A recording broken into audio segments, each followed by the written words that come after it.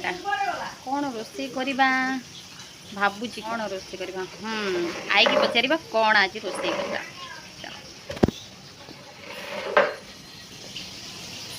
ସବୁଦିନ ଡେଲି ଖାଲି ଆଇର କିଛି କାମ ନାହିଁ ଖାଇବି କି ଖାଲି ବିନ୍ଦାସରେ ଶୋଇବ। ଆଇ କ'ଣ ଆଜି ରୋଷେଇ କରିବା କ'ଣ ଖାଇବା ପାଇଁ କରିବା କହ ତୋତେ କ'ଣ ଭଲ ଲାଗୁଛି ଆଜି ଖାଇବାକୁ ତୁ କହ। ଖାଇବାକୁ ଭଲ ଲାଗୁଛି କ'ଣ ଇଚ୍ଛା ମାଛ ଆରେ ଖାଇବା ଇଚ୍ଛା କୋଉ ମାଛ ଖାଇବୁ କହ।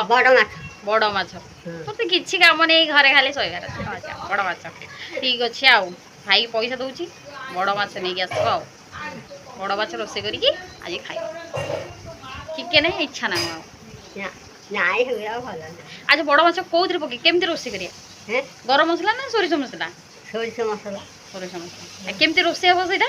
ସେଇଟା ମାଛକୁ ଭାଜିକି ଥୋଇଦବୁ ଆଉ ବେସର ଟିକେ ମୁହଁ ଦେଖା ତ ମୁହଁ ନ ଦେଖିଲେ ଲୋକମାନେ ଜାଣିବେ କିନ୍ତୁ ମାଛକୁ ଭାଜିକି ଥୋଇଦବୁ ମାଛକୁ ଭାଜିକି ଥୋଇ ଦେଇକିରି ଆକୁ ବେସର ଏଇ ଯେଉଁ ଜିରା ସୋରିଷ ଫୁଟେଇ ଦେବୁ ଫୁଟେଇ ଦେଇକିରି ଆଉ ମସଲା ଛାଡ଼ିଦେବୁ। ହଉ ଭଲ କିନା ବସି ମସଲା ଛାଡ଼ିଦେବୁ ମସଲା ଛାଡ଼ିଦେବି କୁଆଡ଼େ ଛାଡ଼ିଦେବି ଏଇଠି କୋଉଠି ଏଇ ଯୋଉଠି ଏଇଠି ଦେଖିକି କହ କୋଉଠି ଛାଡ଼ିବି କହ ଛାଡ଼ିକିରି କୋଉଥିରେ ଛାଡ଼ିବି କଡ଼େଇରେ ନା ତଳେ?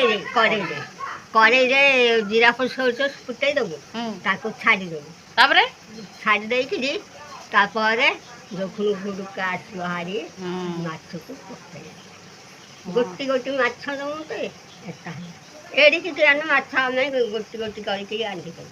ଏଇ ଗୋଟେ ଗୋଟେ ମାଛ ରାନ୍ଧିଦେବୁ? ହଁ ଗୋଟିଏ ଏଡ଼ିକି ନା ଛୋଟିଆ ଛୋଟିଆ ରାନ୍ଧିବୁ।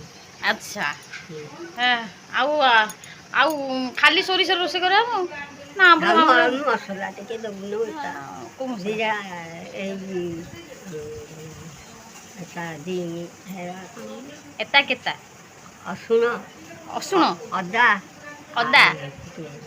ଅସୁଣ ନା ରସୁଣ? ରସୁଣ ହଉ ରସୁଣ ଅସୁଣ ନୁହେଁ। ତାପରେ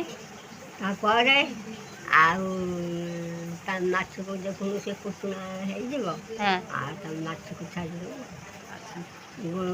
ଭାଜିକି ଥୋଇଥିବୁ ତାକୁ ଛାଡ଼ିଦେବୁ ଏପଟୁ ବୁଲିକି ଗନା ଗୋଟି ଗୋଟି ହେଇଯିବ। ତାପରେ ତାପରେ କ'ଣ କରିବା? ଆମ୍ବୁଲ ପକେଇବି ନା ଟମାଟର ପକେଇବା?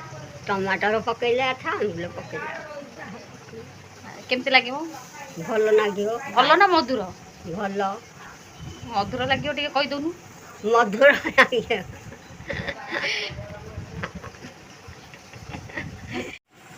ମୋ କଥା ଯେତେବେଳେ ହେଇ ଘରେ ଥିଲା ମୁଁ ଏଇଠୁ ଆଣିଥିଲି କୁକୁଡ଼ା ନିଏ। ହଁ ବା କେତେ ରାନ୍ଧିକି ଦେଇଥିଲୁ ଦେଇନାହିଁ କେତେ ରାନ୍ଧିକି ଆଉ କିଏ ନ ଦେଖିଛି ସମସ୍ତେ ଦେଖିଛନ୍ତି।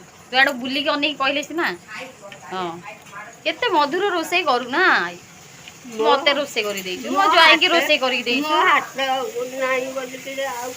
ହଁ ବା ସେ ହାତଟା ମୋ ଆଈର ହାତ ଭାଙ୍ଗି ଯାଇଛି ସେ ଆଉ ସେ କରିପାରୁନି ନହେଲେ କେତେ ରୋଷେଇ କରେ ଗଛରେ ଚଢ଼ିଯାଏ ଫୁଲ ଆଣିକି ତୋଳି ଆଣେ କେତେ ସେ କରେ ସେ ଆଉ କାନ୍ଦେନି। ଚାଲ ମୋ ଆଈ ପାଇଁ ମାଛ ପାଇଁ ପଇସା ଦେବି ମାଛ ଆଣିକି ଭଜା ହବ ଆଉ ଖାଇକି ମୋ ଆଈ କହିବ କେମିତି ଲାଗୁଛି।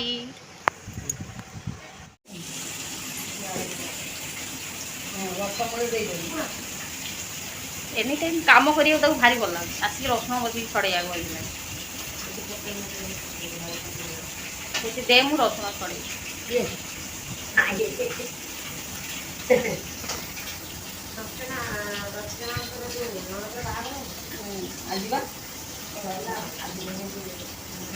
ଆଇଟା ତ ବୟସ କେତେ କଣ 100 ପାଖାପାଖି ହେଇଯିବନି? ନାଇଁ 70 75 ହବ 75 ବର୍ଷ 75ରୁ ଅଧିକ ହବ ବୋଧେ। ନାଇଁ ଏତେ ବଡ଼ ହବ ମୁଁ ତାର ବଡ଼ ଝିଅ ତମେ କାହିଁକି ସକାଳେ ମୋତେ ପଇସା ହବ ଆମ ବଡ଼ ଝିଅ ମରିଛି ସେ ତ ଏମେଟେ କ'ଣ ସେ ରହିଥିଲା ତ